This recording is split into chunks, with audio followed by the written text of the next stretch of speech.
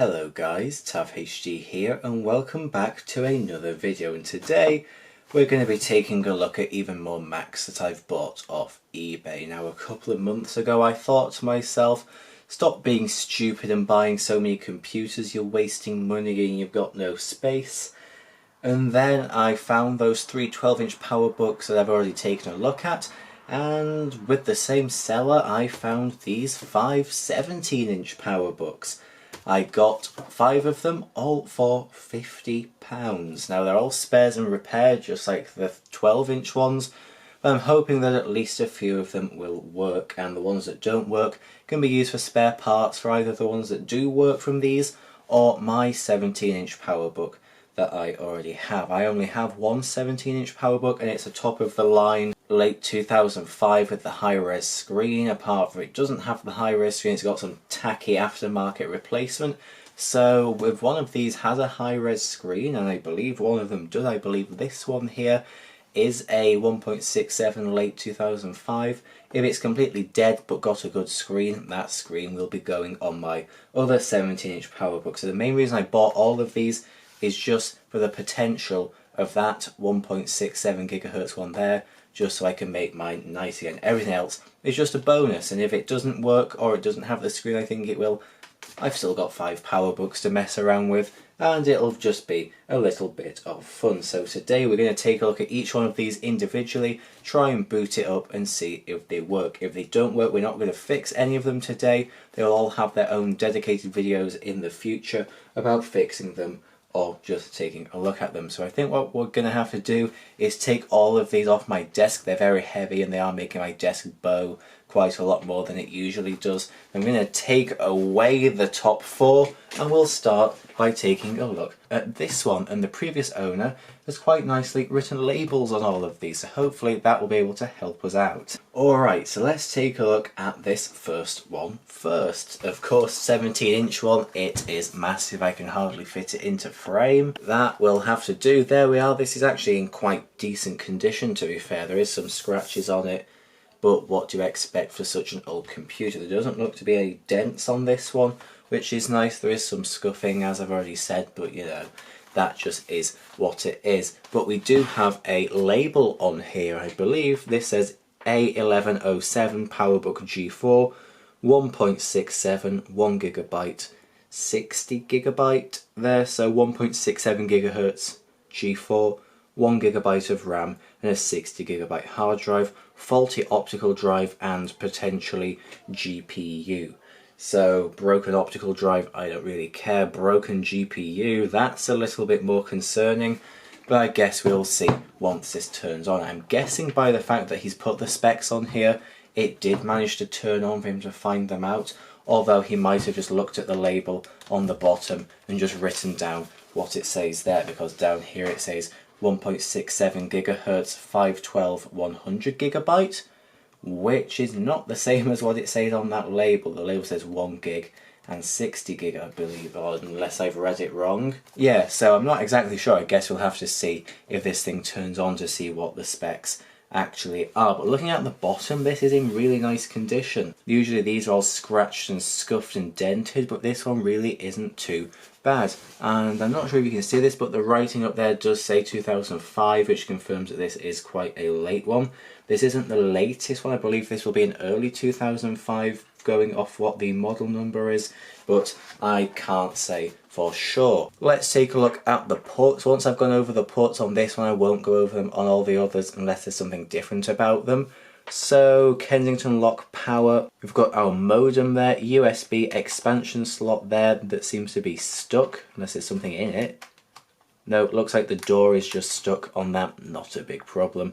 Audio in and out, a loose screw there, so I'm guessing this has been taken apart maybe to take the hard drive out. That is something we will find out. On the front, as always, we've got the button to open the lid. Nice little spring there. These usually go really limp. Not the best hinge I've ever seen, but it's also not the most floppy, so that will do. And these PowerBooks have the optical drive on the front, which I think is a brilliant place to put it. I'd much prefer it here than on the side like the later MacBook Pros had, but let's not complain about that. On this side we have DVI, S-Video, Ethernet, Firewire 800, Firewire 400 and USB. We've got all the screws on this side. One of them's a little bit loose, again implying that this has been opened. Whether that is the case or not, I do not know. On the back we've just got the hinge, and again it's in pretty decent condition. Let's now open this thing up, if I can make it open.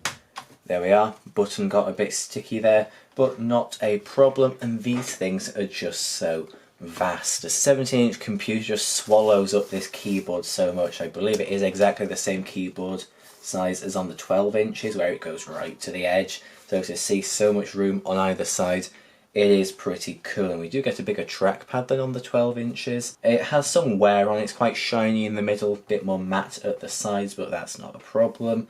Bit dirty. I did give all these a bit of a clean, but obviously not well enough, so I will do them all again at some point.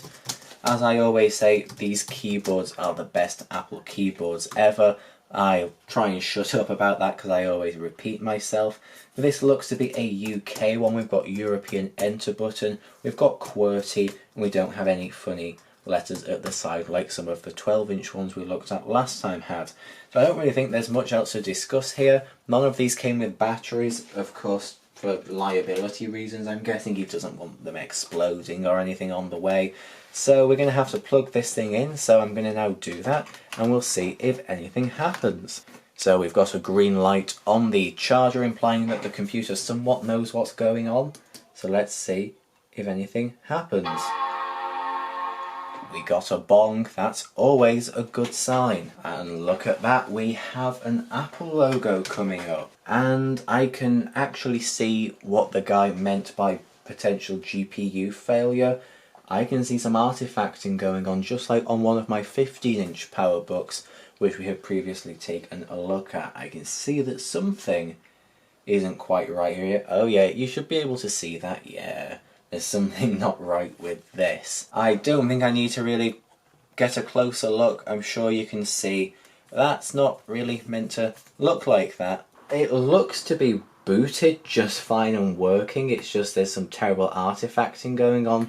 So let's check in about this Mac. Yeah, 1.67 GHz PowerPC G4 and 1 GB of DDR SD RAM. And the startup disk is Tiger. Can we see the capacity of this disk in System Profiler? Yes, we've got a 55.89 GB drive. I'm guessing that would be a 60 gig drive, so I'm not sure why it says 100 on the actual Apple label. I'm guessing it's had a replacement drive, or is it because it's partitioned? Because over here it says Leopard and Tiger.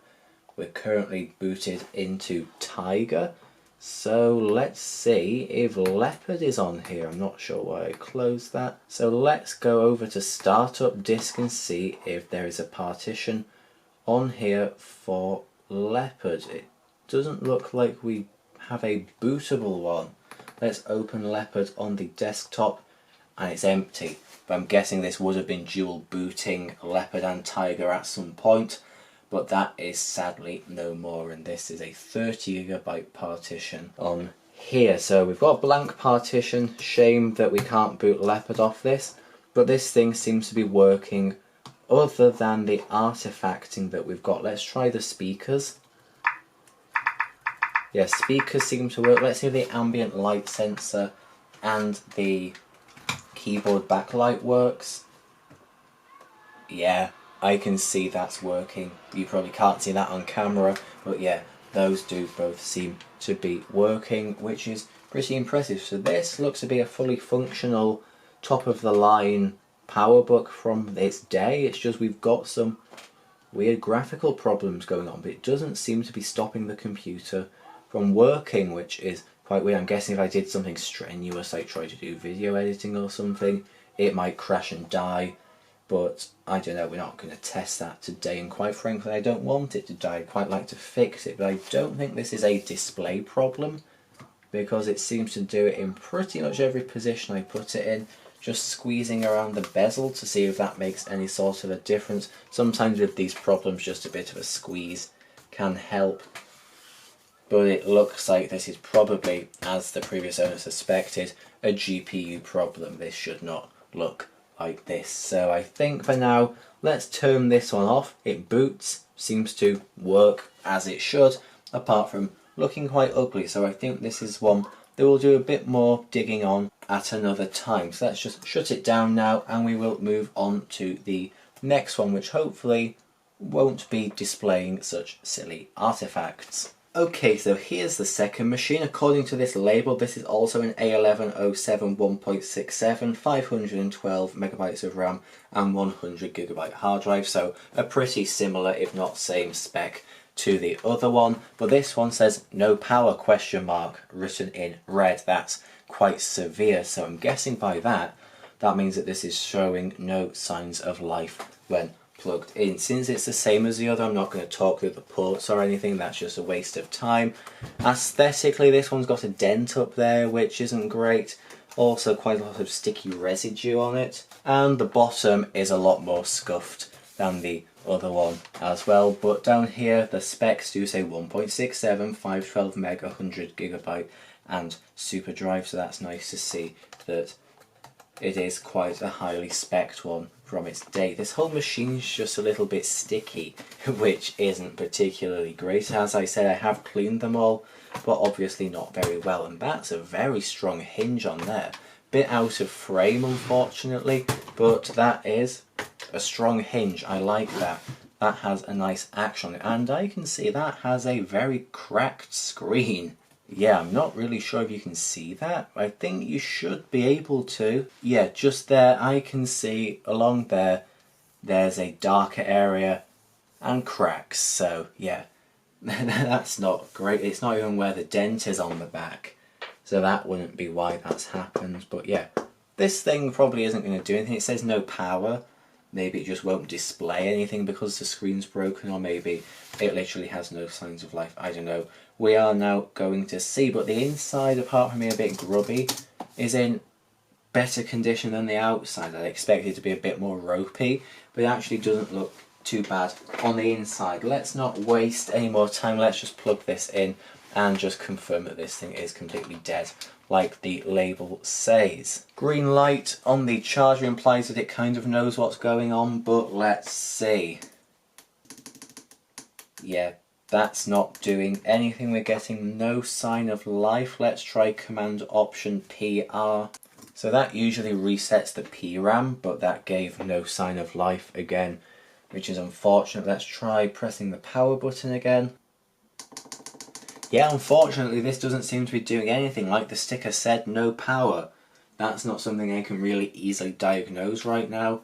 So I guess we'll just unplug this one and move on to the next one. I'm guessing we can use it for parts if nothing else in the future. Definitely not the display though, that is ruined. And yeah, let's just move on. Okay, so here is the next PowerBook, and this one rather curiously has no label on it saying whether it works or what the specs are or anything. There's a little bit of sellotape stuck down there for some reason, which is odd, but no descriptive label. This one's quite scratched, but this one's actually older than the other two. This one is from 2003, and looking at the spec label inside of there, I can see this is a 1 gigahertz with 1024 megabytes of RAM and a 60 gigabyte drive. I'm not sure if you can see that, but there is something etched into the bottom there. I'm not sure if the camera will pick that up at all, but it seems to say Westminster Youth Service and then something that I can't understand. So this machine has been used by the Westminster Youth Service. I can't exactly say I know who they are, but this machine has come from them at some point. Since this is a 2003 machine, I'm guessing back in 2003 this machine was maybe used by them or something like that. So that is pretty cool. I'll do a bit of Googling to see if I can find out who they are, and if I can, I'll put something up on the screen for you to read. Let's try the button. Yeah, that works quite nicely. Now this is quite a floppy hinge actually. Not the best, but it is 2 years older than the other two we've tried, so it's not completely unusual. But yeah, that's got more flop than I would prefer it to have really. Straight away looking at the screen, it's a bit smeary, but it doesn't look to be cracked or anything like that. Again, UK keyboard, and there's no particular damage on the palm rest or anything like that, so let's try and power this one up. I'll plug it in just like all the others, and we shall see if anything happens. My cable is quite far away, so it doesn't really reach, so just bear with me. And we're getting no light on the cable this time, which is odd. So let's just press the power button. I'm getting absolutely nothing from this. My cable is definitely plugged in and powered, but we're getting no light on the side there, and this thing is not doing anything. So let's try again. Command Option P and R. Yeah, this one seems to have no life in it either, which is a bit unfortunate. Does not seem to be doing anything, so let's unplug it. The fact it's showing no light on the charger is a bit worrying to me. Usually if that happens, it means it's got absolutely no function whatsoever and it has no idea what's going on. So that's not exactly very promising, so I'm guessing this one is a completely dead one. So let's go on to the next one. Okay, so this is the special one. This is the one that I bought the whole lot for. This one is A1139. This is the one that I really wanted, and it's the same as the 17-inch one that I've owned since late 2015. And there's some pencil writing on here that started to rub off. Not sure what that's all about, but this sticker says GPU ? Implying that there's something up with the GPU. Looking at this externally, it's not in too bad a condition really. There's some light scratching, I'm not sure how visible that is, but overall it's honestly not too bad. Let's try the hinge. Yeah, that's an alright hinge. Bit flappy, but not too bad, to be honest. And the coolest part about this is the little fuzzy feet on the bottom. I'm guessing the standard feet, which are still here, weren't sufficient enough, so they stuck some fuzzy ones on. And it does say 2005 up here, and looking here, this is 1.67 gigahertz, 512 megabytes of RAM, 120 gigabyte drive, and a super drive as well. Security stickers over here to stop any tampering. And I'm guessing we should just turn this on. This is the one that I really want to work. The fact that it says GPU ? Implies it probably won't work, but this is the one I really want to work. And even if the GPU is dead, I just really want the screen from this. You can't really find these high-res screens anywhere anymore, so the only way to get one is by getting the whole machine. So hopefully the screen at least is working on this one. And one thing I've just noticed, the keyboard is special on this one. It's QWERTY, but we don't have a pound sign, we've got a euro sign, and we've got some extra letters over here. We've got an A with a circle over it, an O with 2 dots, and an A with 2 dots. I don't know their official name, so apologies for that. But yeah, this keyboard is not a standard UK one. Hopefully you can see that just fine. But I really just want to try turning this one on. Looking at the button here, I think that it's been screwed in too hard. It's kind of poking out through the top of the screw a little bit, which isn't great, so that is impeding the click a bit. But that's not what I'm worried about right now. Let's just plug this one in and see if anything happens. This one, I really hope, does something, or at least the screen is good on it. Green light, that is a good sign. Let's just go straight ahead and press the power button. Please, please work. I really want this to work, so let's see. Lights come on. And we've got a bong, that is always promising. I can hear a hard drive. Oh. Ah. So I can see graphical artifacting, and we got a question mark for a second implying no hard drive. But then it found it, and now it's booting. And straight away, yeah, this is a high-res display. I can tell that straight away. This is high resolution, and it looks to be booting up into, I'm guessing this is probably Tiger on this. Let's take a look if this beach ball goes away. Yeah, let's close that for a moment. Let's go up into about this Mac. Yes, we have Tiger on this thing, version 10.4.11, so that is the latest version of Tiger.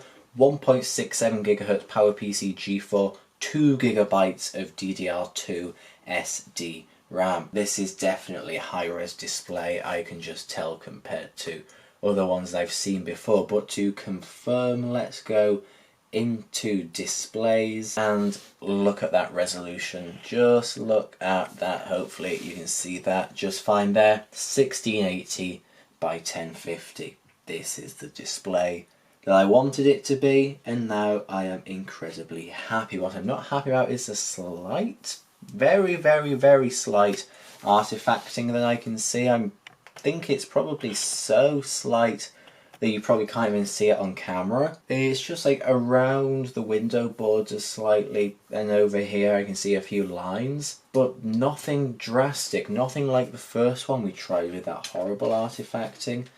Again, I'm thinking that is probably the graphics instead of the screen, or at least I hope is, because I really want this screen to work. But the computer seems to be functioning. Let's try the speakers. Yeah, we've got working speakers. Let's try the light sensor. Yeah, that's good. That's good. Let's turn the lights off for a moment. Yes, that keyboard is lighting up. Hopefully you can see that. This thing's working. I'm very happy with this. I'm actually very, very happy. Apart from that little bit of artifacting, this is working perfectly as far as I can test right now. I'm not going to fiddle around with it too much because, as I said, these will all have their own videos in the future, but just first impressions, this thing looks to be doing exactly what it needs to do. I'm going to ignore the artifacting. I'm going to say that is the graphics. Maybe they just need repasting or something. That would be nice and easy. Hopefully it's not the display, but that's something to look at in the future. I'm just quite impressed that this thing is doing anything, to be honest. Yeah, this thing's functioning quite nicely. It's quite responsive as well. I can hear the drive. I can definitely hear it. But it's working, and it seems to be pretty damn quick. I'm very, very impressed with this. Let's take a look at the hard drive in here. It's a WD drive, and it's 232.89 gigabytes. That's not a standard drive. As standard, this should have a 120 gigabyte drive. This has been upgraded at some point with a WD drive. That is pretty cool, and of course the optical drive is showing up as well. As that label says on the lid, the graphics might be bad, but so far this is working as I would expect. This is running very, very smoothly. No sort of lagging or anything. I'm really happy with this. I'm going to turn it off before I get too excited, or in case I break it or something. Let's just turn that off. If nothing else, I've got a good display from this. So yeah, I'm very, very happy. This makes the whole lot instantly worth it just with this one computer. So all the rest could be complete crap, and the next one I try could blow up, and quite frankly I couldn't care because this is a good one. And if the graphics do fail, this chassis and this screen is a lot better than my other one. I've just swapped the logic board from my other one into this one. We should have a pretty close to perfect, top of the line PowerBook G4. That would be pretty cool. I think that would make some pretty good videos as well. So yeah, very, very happy with this. Okay, so here we are with the last one, and quite frankly this does not look very promising, I will say that straight away. A1107 PowerBook G4 1.67 question mark, so no idea of the RAM or hard drive, no power, GPU dead. So instead of GPU question mark like on the other one, this one just outright is dead. So I'm guessing he's confirmed that this one's dead. So I'm guessing there's not going to be too much investigation to do here. I'm guessing it's just going to do absolutely nothing. There's a dent on here, it's scratched. It's not like it's a particularly good example to be too sad about it being dead.